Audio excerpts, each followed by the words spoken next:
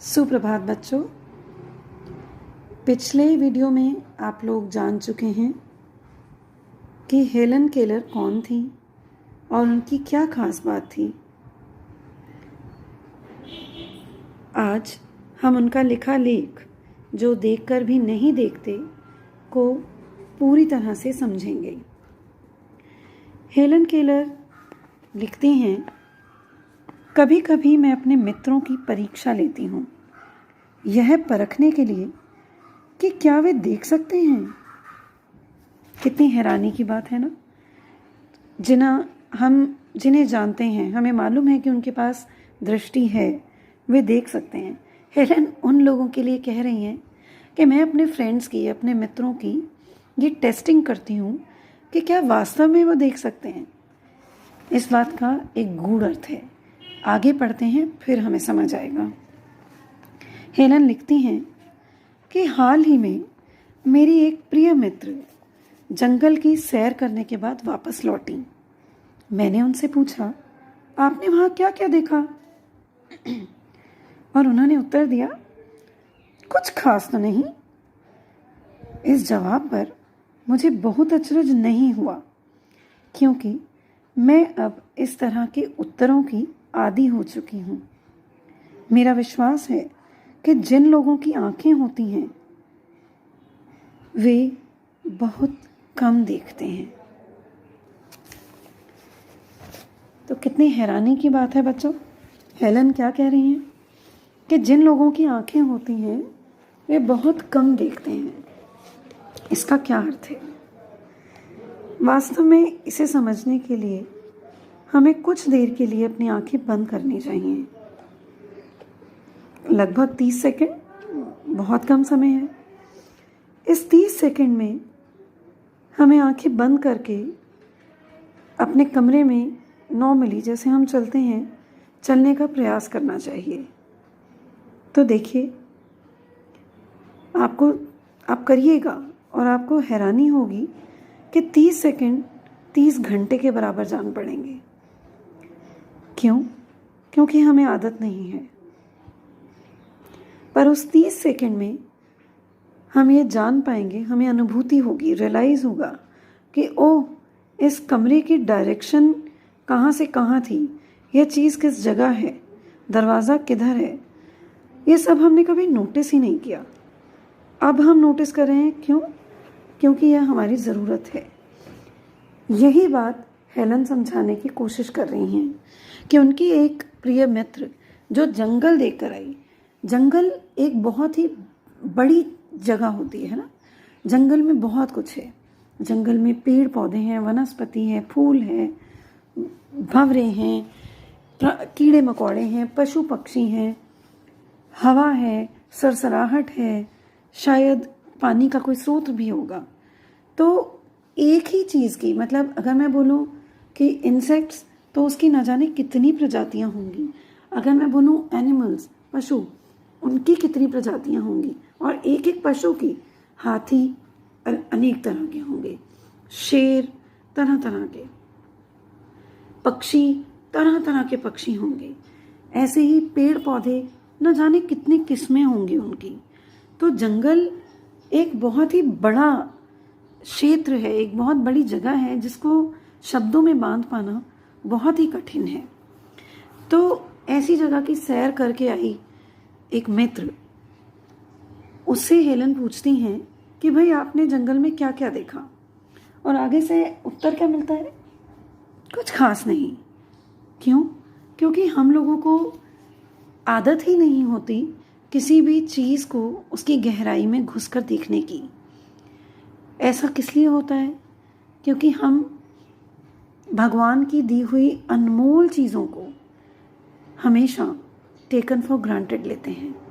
हम कभी महसूस ही नहीं करते कि वास्तव में हमने वहाँ क्या देखा। हमारे लिए शायद वो आधे घंटे, 1 घंटे या कुछ और घंटों का एक ट्रिप है, जिसमें हमें शायद ये याद होगा कि हमने कौन से चिप्स खाए थे, कौन से गाने गाए थे, कौन सी फ़ोटोज़ ली थी, कौन सी ड्रेस पहनी थी। लेकिन जंगल को अनुभव करने का जो एक मौका है, जो अनुभूति है, वो शायद ही हम में से कुछ लोगों में होगी। तो वो कह रही हैं कि मुझे ऐसे उत्तरों की आदत पड़ चुकी है, क्योंकि जिन लोगों के पास आंखें हैं उन्हें तो एहसास ही नहीं है कि हमें क्या क्या देखना है, और इसीलिए वो बहुत ही सतही, बहुत ही ऊपर से उत्तर दे देते हैं कि कुछ खास नहीं। अब हेलन कह रही हैं कि क्या यह संभव है कि भला कोई जंगल में घंटा भर घूमे और फिर भी कोई विशेष चीज ना देखे। मुझे, जिसे कुछ भी दिखाई नहीं देता, वे अपने लिए कह रही हैं, सैकड़ों रोचक चीजें मिलती हैं जिन्हें मैं छू कर पहचान लेती हूँ। मैं भोजपत्र के पेड़ की चिकनी छाल और चीड़ की खुरदरी छाल का स्पर्श करके बता सकती हूँ कि ये दोनों अलग अलग हैं। वसंत, जो कि एक मौसम है, वसंत के दौरान मैं टहनियों में नई कलियां खोजती हूँ। मुझे फूलों की पंखुड़ियों की मखमली सतह छूने और उनकी घुमावदार बनावट महसूस करने में अपार आनंद प्राप्त होता है। इस दौरान मुझे प्रकृति के जादू का कुछ एहसास होता है। हेलन बता रही हैं कि वे छूकर, स्पर्श से, टच करके सैकड़ों चीज़ों को बता सकती हैं, उनका अंतर बता सकती हैं। वे दो प्रकार के विभिन्न पेड़ों, जिनमें से एक की जो छाल जो होती है, पेड़ की स्किन होती है, कि यह भोजपत्र है क्योंकि इसकी छाल स्मूथ है, और ये चीड़ है क्योंकि इसकी छाल, स्किन जो है वो खुरदरी है, ड्राई है। और हम में से कितने लोग होंगे, हमें ऐसा लगता है ये भी पेड़ है, ये भी पेड़ है, क्योंकि हम सिर्फ देख रहे हैं, सिर्फ चलते जा रहे हैं। पर हेलन तो उसको पहचान ही छू कर रही हैं। वे बता रही हैं कि वसंत जब आता है, in the season of spring, वो नई कलियों को, क्योंकि उस समय बर्ड्स आ रही हैं, तो वो छूकर पहचान लेती हैं और बता पाती हैं कि ये नई पंखुड़ियाँ हैं, और उनकी जो सतह है, जो सरफेस है, वो कितना स्मूथ है, एकदम प्यारा। अगर आपने कभी भी एक नई बर्ड को छुआ हो तो आप उस एहसास को कभी भूलेंगे नहीं, और बच्चों ऐसा ज़रूर करके देखना, क्योंकि वो अनुभव एकदम अलग होता है। वो बताती हैं कि मुझे इस दौरान प्रकृति के जादू का कुछ एहसास होता है कि नेचर जो है वो ग्रेट है, वो कैसे एक नई चीज़ को जन्म दे रही है, कैसे एक फूल घूम रहा है अंदर से अंदर और एक प्यारा सा फ्लावर बन रहा है। कभी भी जब मैं खुश नसीब होती हूँ तो टहनी पर हाथ रखते ही किसी चिड़िया के मधुर स्वर कानों में गूंजने लगते हैं, कि हाथ रखते ही उन्हें एक बर्ड पता चलता है और वो बोल रहा है। अपनी अंगुलियां झरने के पानी के बीच में घुसाकर वो महसूस करती हैं कि पानी बह रहा है। उन्हें उसकी स्पीड, उसकी आवाज़, उसका टेक्सचर सब महसूस होता है, जो हम आंखें जिनके पास है, इस सभी स्पर्श से, इन सभी चीज़ों से हम लोग अनजान रहते हैं, क्योंकि हम तो ये सब देखने में टाइम लगाते ही नहीं। हमें सिर्फ एक फ़ोटो खिंचा लेने भर से मतलब होता है, या देख लिया, दैट्स इट। वे कहती हैं, मुझे चीड़ की फैली पत्तियाँ या घास का मैदान किसी भी महंगे कालीन से, कालीन क्या होता है, कारपेट, उससे ज़्यादा प्रिय है।